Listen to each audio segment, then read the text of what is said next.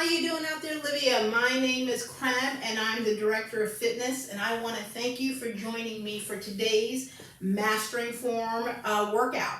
In the Mastering Form series, what we've done is kind of take you through different exercises that you can do while at home, but learning how to do them properly, which is so essential in making sure that you are being safe, number one, but your body is changing and developing in the way that you want. So mastering the form of doing exercises is really, really, really important. So that's what I hope to be able to share with you. Now, as usual, if this is your first time joining me for a Mastering Form workout, or if your first time exercising at all, always check with your doctor first. It's always important to make sure that you're A-okay to begin any kind of activity. Even though we're going to take things nice and steady and break things down a bit for you during this specific workout today, you want to have some water with you. So feel free to take breaks, but have that water with you just in case you need it. Now, before we dive in a little bit and kind of go through just what we're going to do, I do want to let you know that we're going to work with some dumbbells today and a kettlebell today. But if you don't have any of those items items at home, and you're doing exercise at the house, cans work great, water bottles work great, just something that you feel comfortable with. So the whole goal is to show you exercises that you can do whether you're at the gym, at home, or when you're traveling.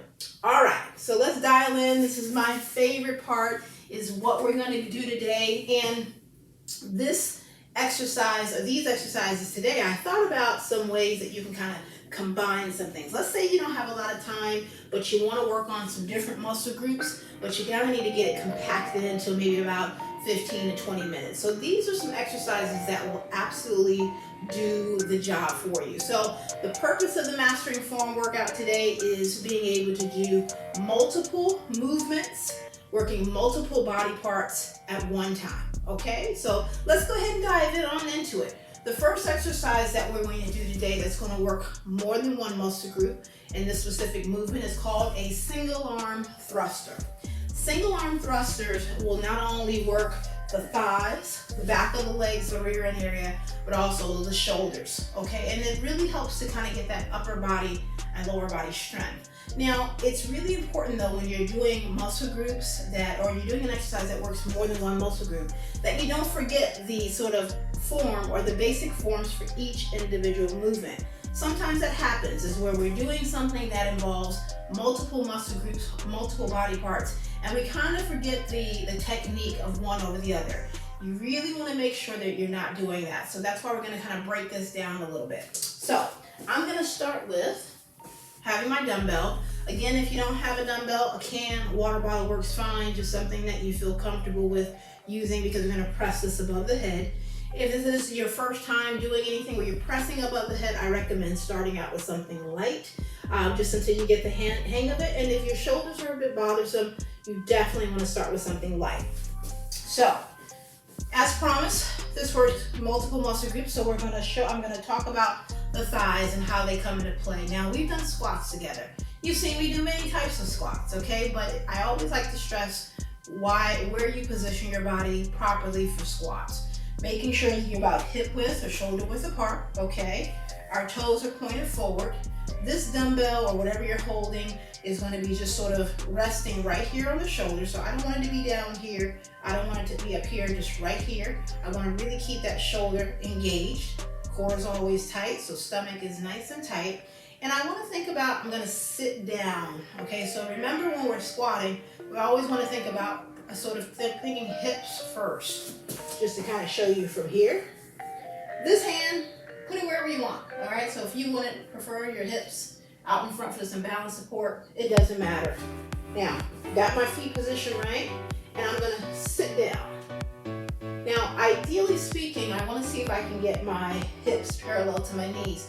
That just depends on your mobility and your stability when it comes to being able to squat.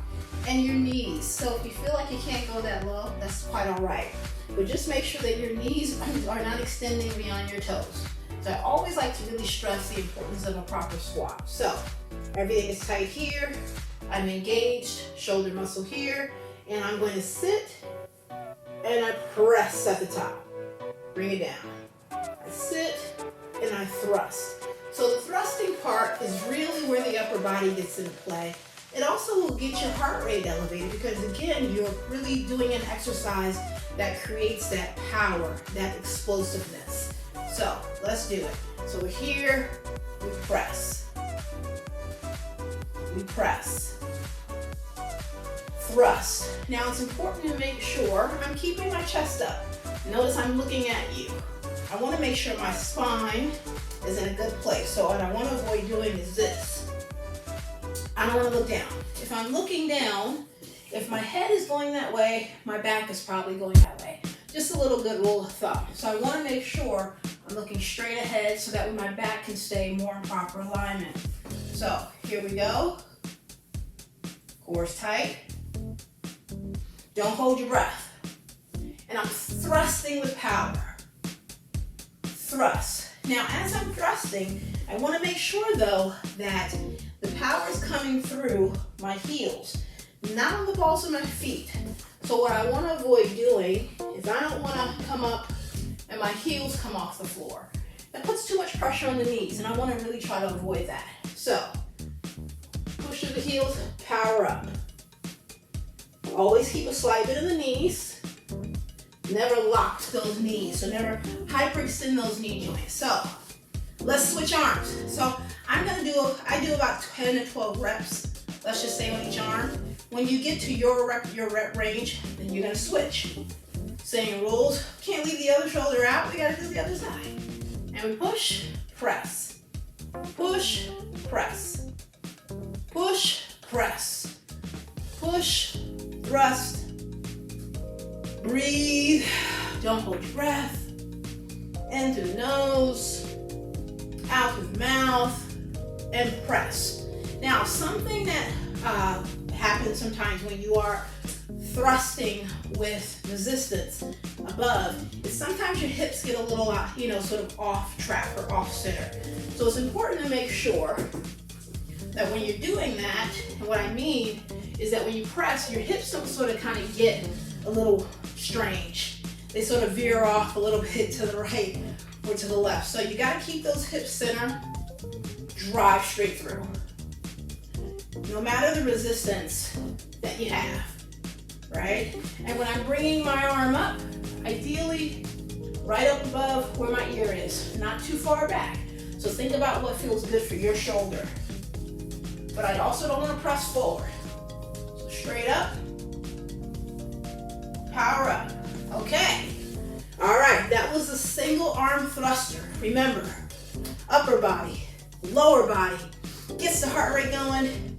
It's a really good exercise to kind of engage multiple muscle groups in one shot.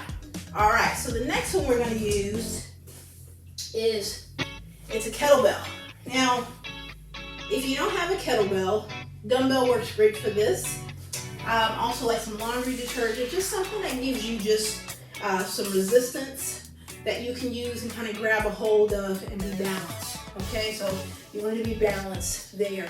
This is a kettlebell sort of deadlift, and it's a front and back hop. So what's going to happen with this movement is, again, lots of bang for a buck. It's going to get your heart rate up. You're going to work on your balance with this one. You're going to definitely engage your lower back, okay? Now, with this deadlift, I want to be about hip width, feet apart. I want to put whatever I'm using sort of in the middle of my feet, okay? When you're doing deadlift, we talked about this before, but it's important to make sure that you're hinging at the hips. Hinging at the hips, because I want to get also the back of the legs involved and the rear end area involved. If I'm not hinging at the hips, I'm really not in alignment, and the low back is going to get a little bit too much of that, okay? So I want to hinge at my hips, and I'm going to reach down and grab my kettlebell. But notice my back is super straight. What I want to make sure I avoid doing is that. See that hump in the back? We don't want the hump in the back. We got to keep the back straight. So I'm hinging at the hips, right? Grab my kettlebell. As I come up, I'm going to bring this up. Okay, this is called a row or an upright row. This is also going to work the shoulders and the arms. So I bring it up to here. Elbows are about shoulder width, okay? Shoulder height, excuse me. And then I'm gonna bring it back down. Remember, I'm hinging at the hips. My back is straight, my eyes are up. And then when I come all the way up, come forward, back. That was that front back hop. See, I told you that was gonna come into play, all right? Okay, so let's put that together a little bit. All right, hip width apart, core tight, hinging at the hips, eyes are up, back is straight, come up, push through the heels, row, elbows are about shoulder height, bring it down, I'm hinging at the hips, I'm putting it back, I'm coming up, forward, back. All right, now let's say for instance that forward back doesn't work for you. Maybe your knees are a bit troublesome, so any kind of jumping aggravates it. Just step. So just step forward, step back as fast as you can with that. All right, so you can absolutely modify that. So let's kind of put it together with a little bit more speed as we're talking through it. So hip width, hinging at the hips, everything is tight. Flat back, eyes are up. That keeps my posterior chain or that back, that chain straight, which is what I need there. Grab my kettlebell, push through the heels because I want all that weight, that good stuff back there. I row, bring it down, forward, back. Hinge at the hips, push through the heels, roll it. Hinge at the hips, bring it down, forward, back. There you go, you got it. And until you get the rhythm of it, just take your time. Remember, this is your workout. So it's most important, it's not the speed, it's about the form. Hinging at the hips, using that, rowing it, right? Shoulder height, follow it all the way down, come all the way up, and rock. Now, what happens when you're doing an exercise where there's a couple of different things going on is we tend to sort of, I don't want to say cheat, but our body tends to forget about the importance of each separate move, and we kind of rush it together. So I'm going to show you what that can look like. So let's just say you're feeling really good about it, and you start doing this. All right, so notice that was fast, which was great. It helps to get my heart rate up, but I kind of skipped some steps. I didn't focus on keeping my back as straight. I didn't get that full range of motion through that upright row, okay? I also didn't get the full range of motion in that deadlift. So it's important to make sure as you increase your speed that you're still taking the time to execute each specific movement. So let's go through it from here. All right, so hips, ride through the heels, back straight, I'm rowing, complete it, hips, push through the heels, come up, forward, back, ride through the hips, all the way, complete it, all the way, stand all the way up, forward, back. Okay, you got it. All right, so that's a kettlebell deadlift, the upright row with the front and back hop. So again, lots of different muscle groups happening there, but it's a really, really good exercise to kind of put some of those things together. All right, so let's keep going. The next exercise we're going to do now is a alternating single leg plank. There's a ton of planks. I've shown you lots of different planks. This is another variation of that, but why I also like this one is because it gets the legs involved. Back of the legs, the rear end area, while also working on that core. So that's one of the reasons why I really like this one, because it gets a lot of other muscle groups really in play. So we're going to start in a standard push-up position, and I'm going to show you a modification for this if being in a standard push-up position is a bit challenging. So wrist under the shoulders, and I want to keep my back straight. I want to avoid this or dropping my hips, flat back. And I'm going to lift, lift, lift, lift. And what I want to do is when I'm lifting, I want to squeeze that rear end, back of the thigh area. But it's important to make sure when you're lifting, you're not sacrificing the stability of the upper body. And what I mean by that is what we want to avoid doing is this when we're lifting. You see how that happens? At that point, I'm not keeping that stability in the upper body. My chest isn't involved properly. I'm putting a lot more pressure on my shoulders. Now let's say, for instance, for whatever reason, it's difficult for you to hold that position. Maybe your wrists don't like it. Okay, I've got bad wrists. I know what you mean. Maybe that happens. Or maybe you're just not where you're holding your upper body up that way for that length of time. It's easy for you. Here's a good modification. Drop the elbows. Okay. Same thing here. Flat body, right? So no dipping at the hips.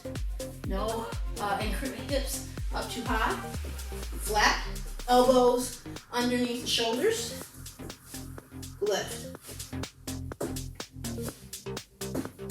Lift. Lift. Squeeze.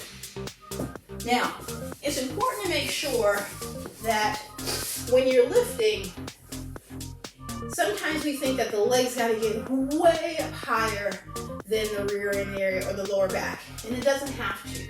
So don't feel like you've got to overly extend that area. All right, what I mean by that is, let's just say you're here, good position, and you feel like you got to get that leg way up. You don't, okay? At that point, there begins to be too much on the low back because you don't want to sacrifice that dipping of the low back. So you want to keep that nice and strong. So remember, good form, taking your time. So here, lift, natural range of motion.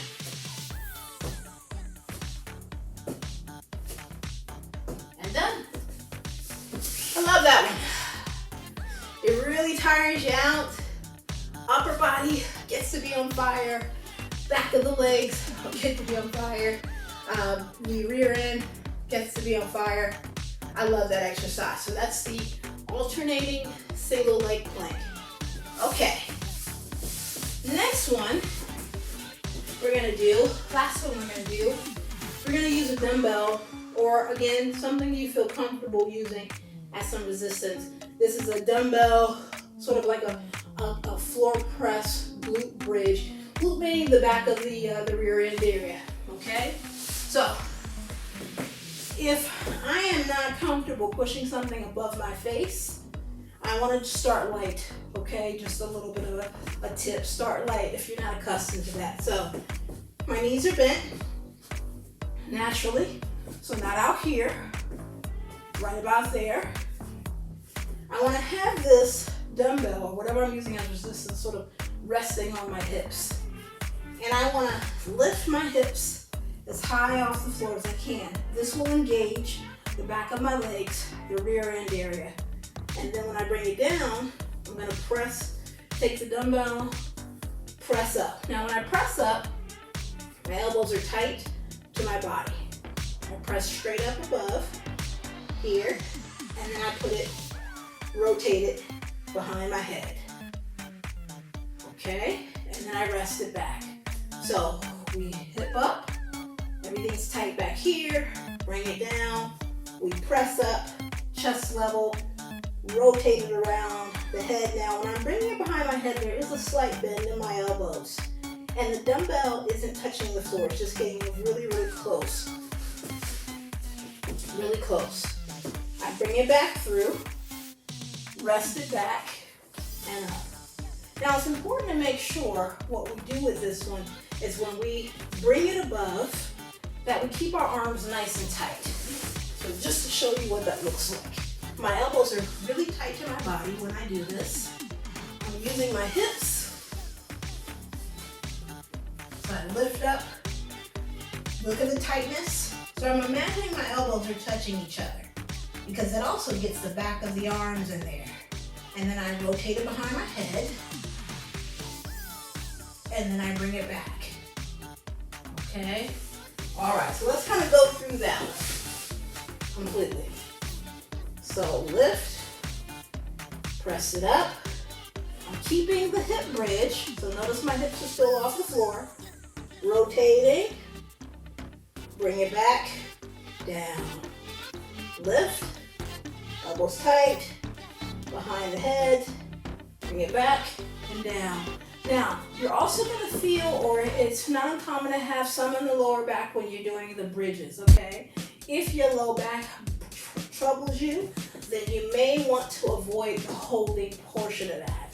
So, what we would do is we would still hip up, bring it up, right? And then I would go down. So I would hip up, bring it down, lift up, rotate it, put it back. So you notice how I really gave my low back a rest in between that movement. Now, but if you feel like lower back is not challenging for you, keep it on up there. It's just gonna tire the back of those legs out even more. So hip up, press it up, bring it behind, and then up, okay? So there's definitely ways that you can modify that move if you absolutely needed to. All right, so we went through some different exercises that gives you a lot of bang for your buck.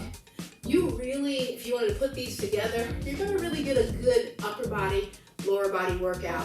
You can do 2 to 3 sets of these if you want, just depending on how much time you have. So it's a really good way to kind of compact some areas of the body because maybe you don't have a lot of time in the week, or you just want to sort of see what it's like to kind of work more than one muscle group at one time. So I hope you enjoyed today's mass strength form workout. If you have any questions about any of the exercises that you saw today, email me, fitness@olivia.com, or if there's a specific move you're kind of curious about and want to know the proper form, just let me know. I'd be happy to help. Until then, remember, it's extremely important to master the form of your workout, master the movement of your body. It's a safe way to do it, it's a fun way to do it, and you change the way you want, okay? Until then, I'll see you next time.